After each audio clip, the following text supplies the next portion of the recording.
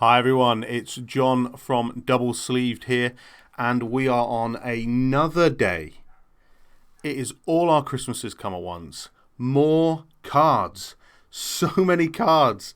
So let's just go again and see what we've got today. I promise you I've done my best to get all the cards I've missed so far, plus whatever's new since the last video. So nestle in and let's go. Starting with Boneyard Lurker, which is a Nightmare Beast, a 4/4, 2 black green. Mutate a black or a green, black or a green. Whenever this creature mutates, return target permanent from your graveyard to your hand. Bit of recursion again, uncommon, black and green. Think they're going to be quite powerful. Fine. Trin, Champion of Freedom. This is another partner card. Is a 3/3 human soldier for 3 and a white, legendary.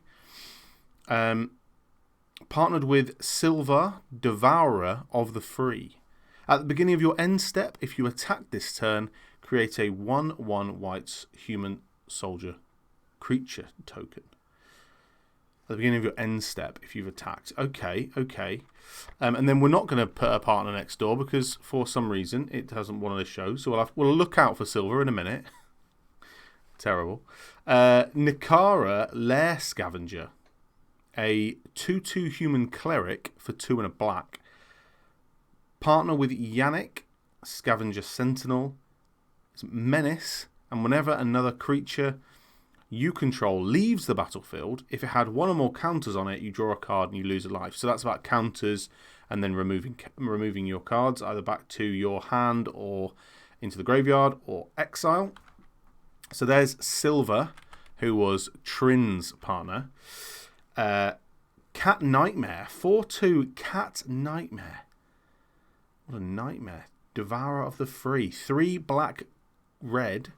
Partner's Trin. Menace. There's quite a lot of menace around. Very menacing. Sacrifice a human, because you just created a human in your end step.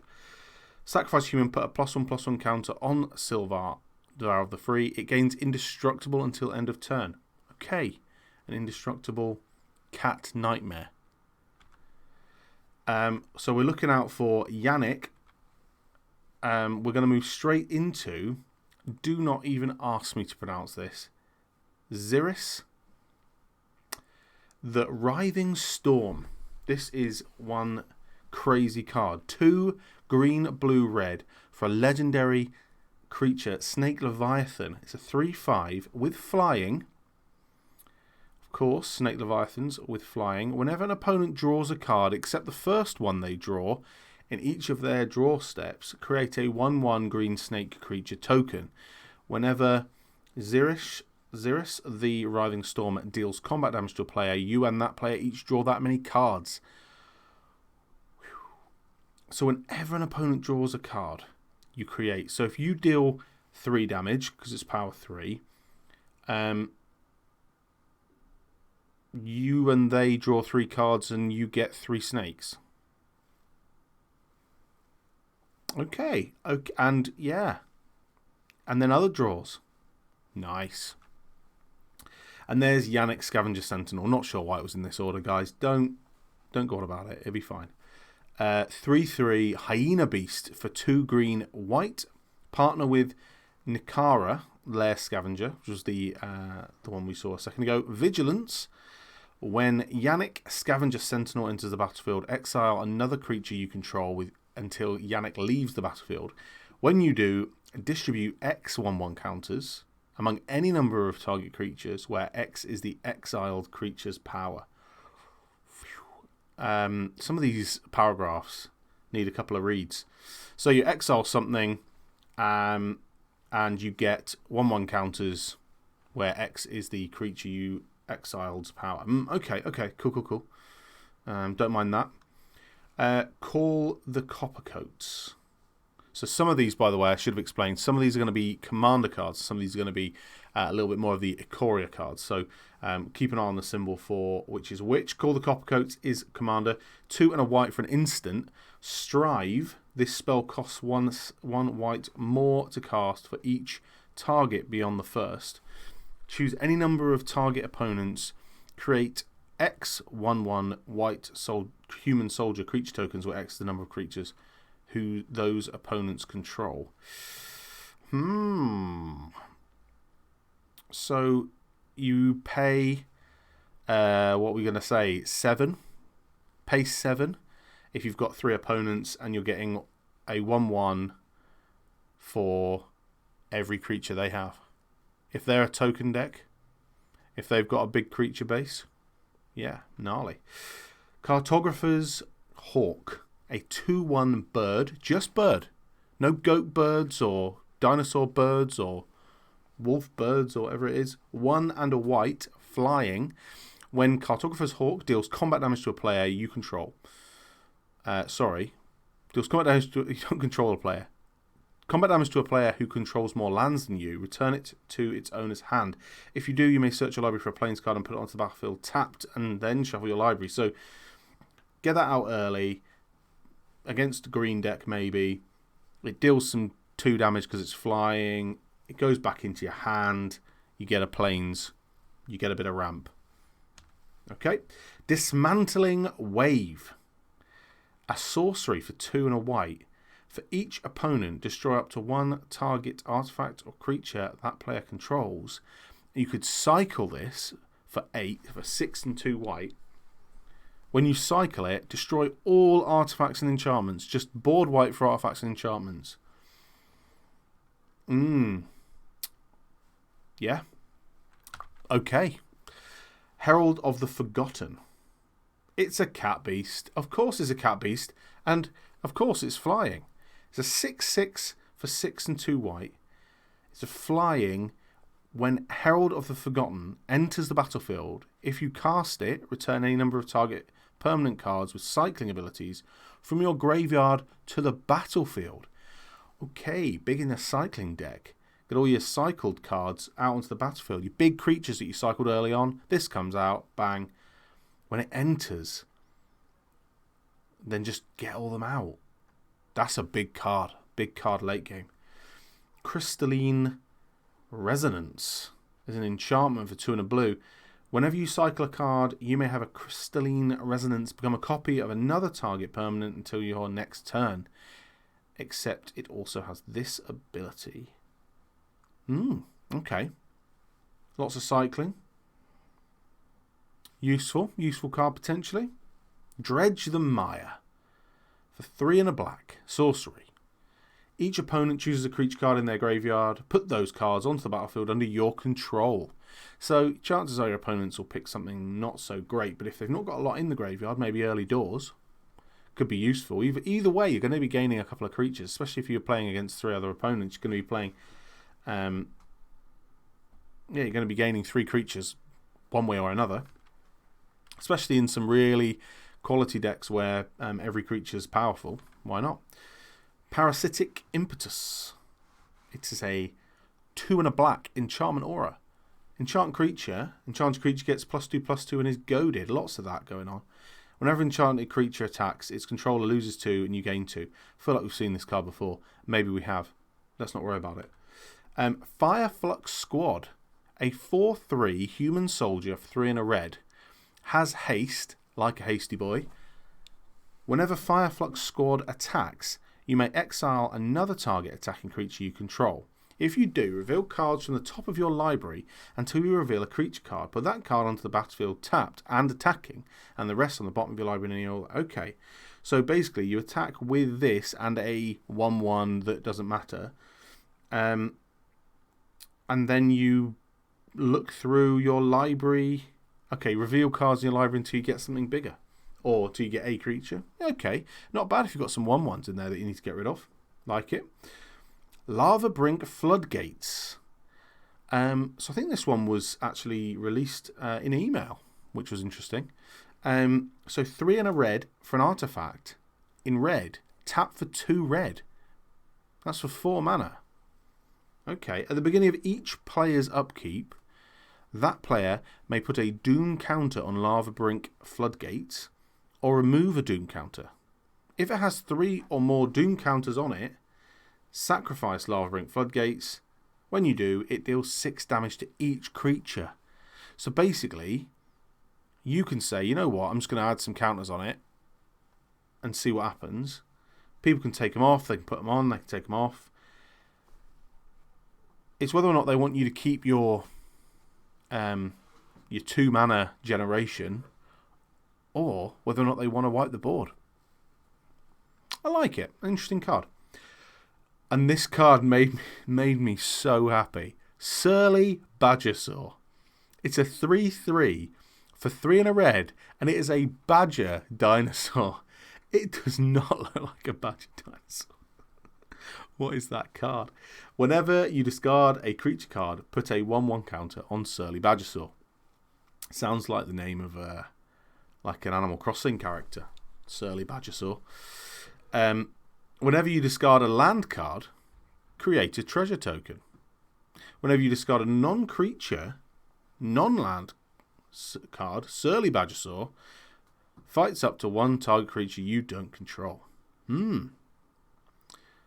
So that's a bit of the old cycling, I think. Don't mind that. Yeah, okay. Pretty good. Selective Adaptation. There's a sorcery for 4 green. Whenever reveal the top 7 cards of your library, choose from among them a card with flying, a card with first strike, and so on. For double strike, death touch, haste, hexproof, indestructible, lifelink, menace, reach, trample, and vigilance. Put one of the chosen cards onto the battlefield and the other chosen card, another chosen card into your hand, and the rest into your graveyard. So if you need to get cards in your graveyard, useful, especially if you've got lots of cards with those abilities. Equally, you get one on the battlefield and you get one in your hand. Okay, interesting. Quite expensive, but I guess very good in terms of, top 7 cards. Yep. And this is the other one. Look at this. Slippery Bogbonder. Someone, please. It's a 3/3 human druid for 3 and a green. It's a flash hexproof druid. Unbelievable. When Slippery Bogbonder enters the battlefield, put a hexproof counter on a target creature. So you flash this in, you hexproof a creature, then move any number of counters from among creatures you control onto that creature. So you can bash out indestructible, token, reach, trample, haste, vigilance, lifelink, death touch, you name it. 1/1s for days. Interesting card. Twinning Staff for 3. It's an artifact. Like artifacts, if you would copy a spell 1 or more times, instead copy it that many times plus an additional time, you may choose new targets for the additional copy. Copy for 7 and a tap. Copy target instant or sorcery spell you control. You may choose new targets for the copy. So I presume it works with itself as well. But quite a lot of things are copying spells at the moment. This is another one, just constant spell copying.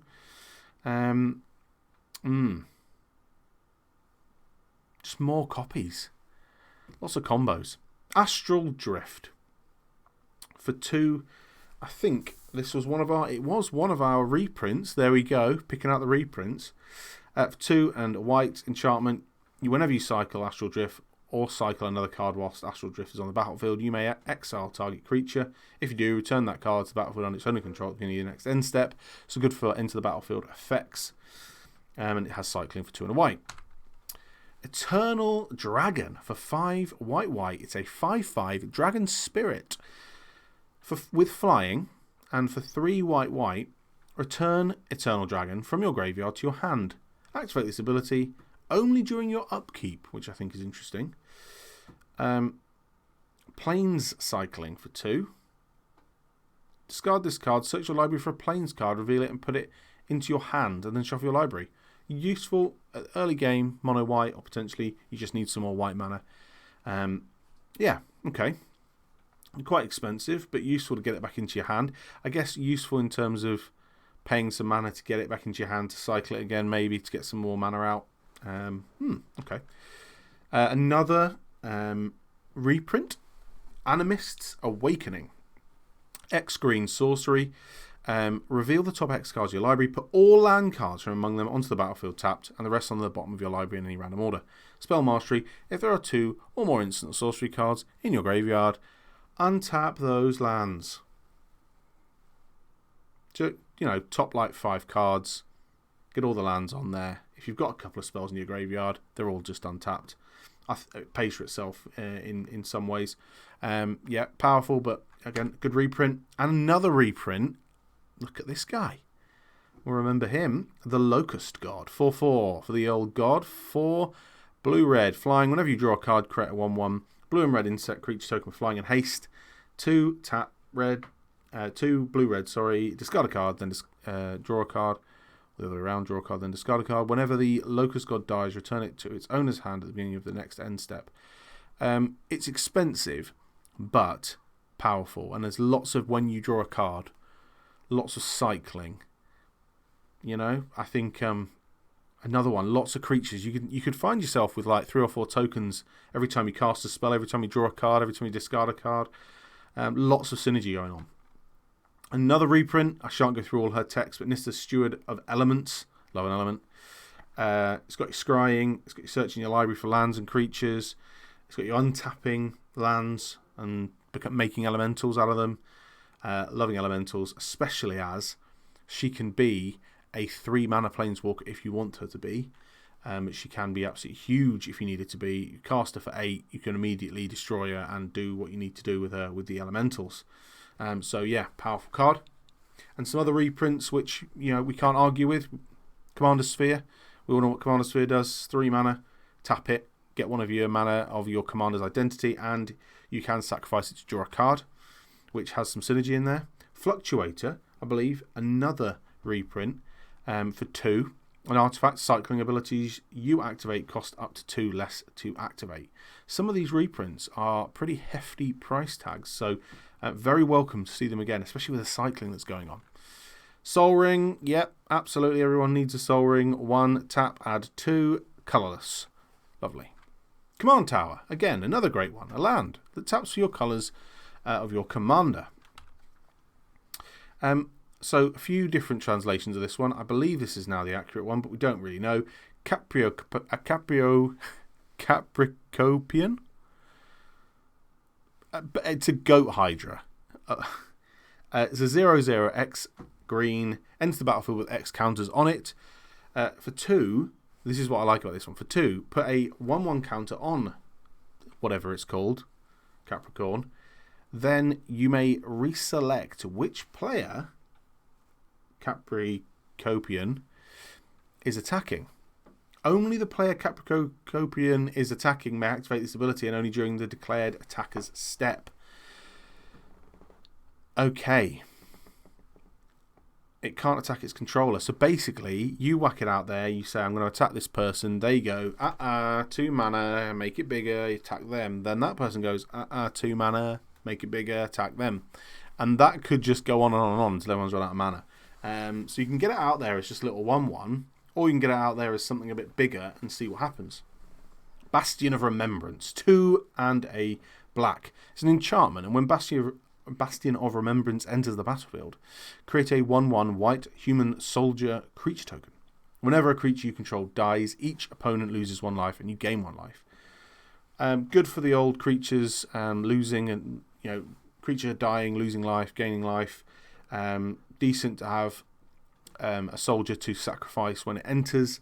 Lots of cards are doing similar things, so whether or not it will be valuable enough. This is Ikoria rather than Commander. We'll see. Go for Blood. Another Ikoria card. Again, I love the artwork of that. That looks pretty sweet. 1 and a red. It's a sorcery. Target creature you control fights target creature you don't control. Cycling for 1. Pretty standard. Thwart the Enemy. Another common card on it in Ikoria. 2 green. It's instant. Prevent all damage that be dealt this turn by creatures your opponents control. Interesting. Martial Impetus. 2 and a white. This is Commander again. Enchantment Aura. Enchanted creature gets +1/+1 and is goaded. Another one of those.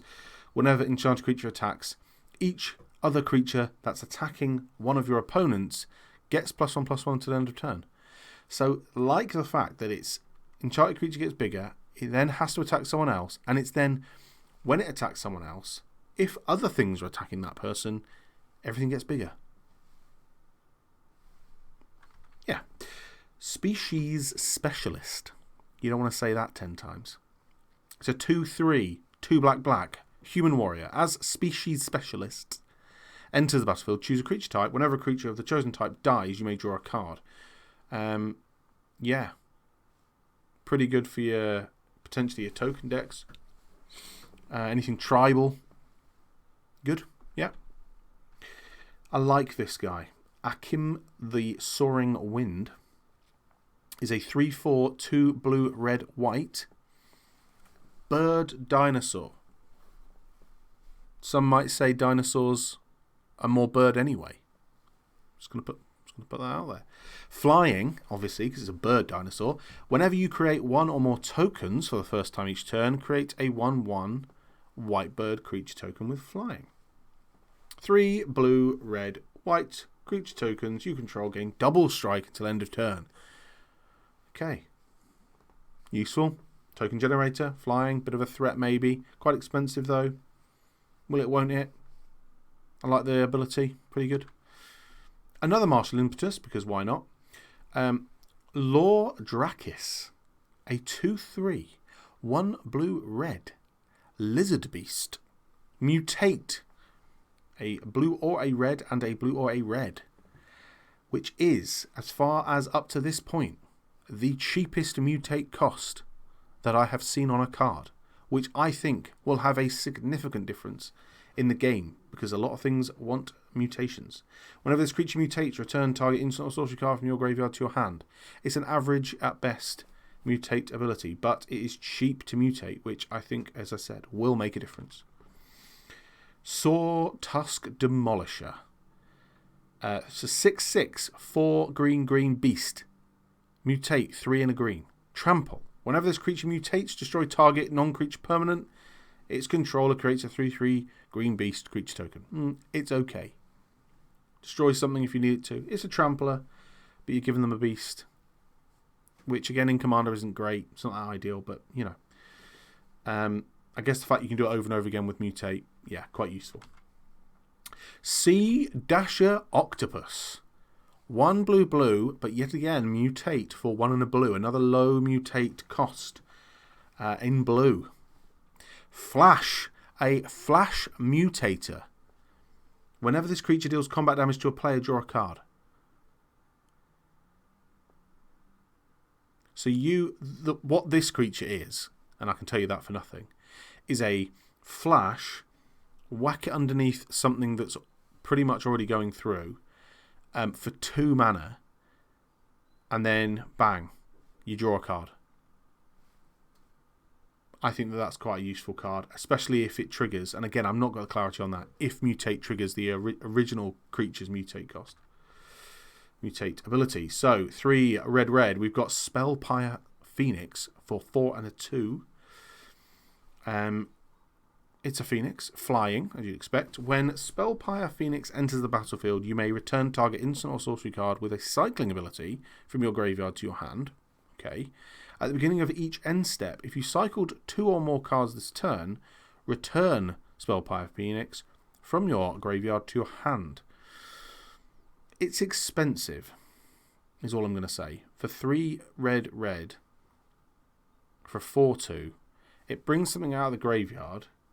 If it went from your graveyard to the battlefield, I think it'd be alright, but it just feels a little bit too expensive to have to cast it again. Maybe I'm wrong. Swallowing Bite. An uncommon in Ikoria for 1 white. Didn't get that. 1 white. It's a sorcery. As an additional cost to cast a spell, tap an untapped creature you control. Exile target tapped creature. Put a 1/1 counter on the creature tapped to cast this spell. So, something that's already tapped, something that's already attacked, assumedly, you would exile it. You have to tap one of your creatures to do it, but that creature does then gain a 1/1. So, yeah, okay. Situational, but alright for 1. Tidal Barracuda. 3 and a blue. It's a 3/4 fish. Not a flying fish or a dinosaur fish or a goat fish, just a fish. Any player may cast spells as though they had flash. However, during your turn, your opponents can't cast spells. That's nice. Love me some control in blue. Oh, it's so fun.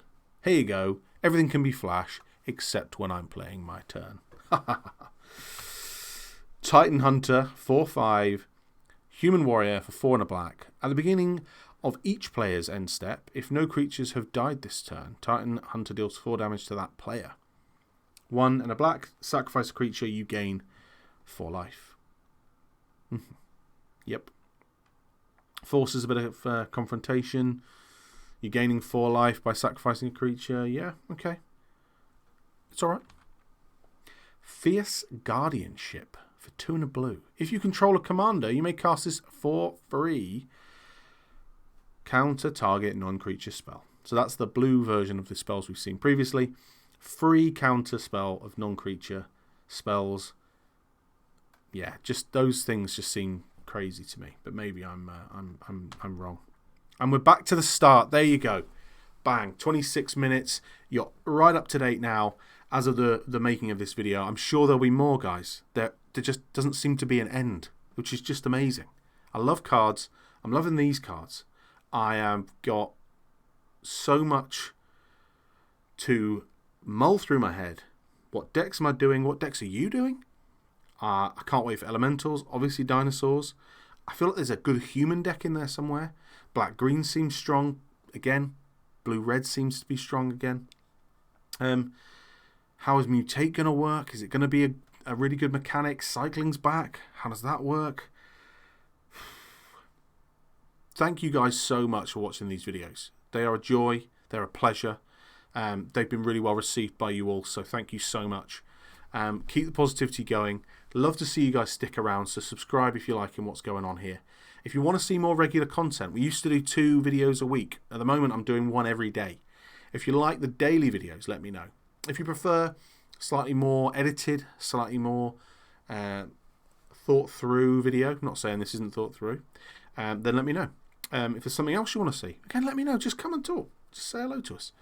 Either way, if you want to get any of these cards, doublesleeve.co.uk. If you're in the UK, it's a place to pre-order them. But above all else, stay safe, guys. Look after yourself, and we'll see you in the next one. Thank you.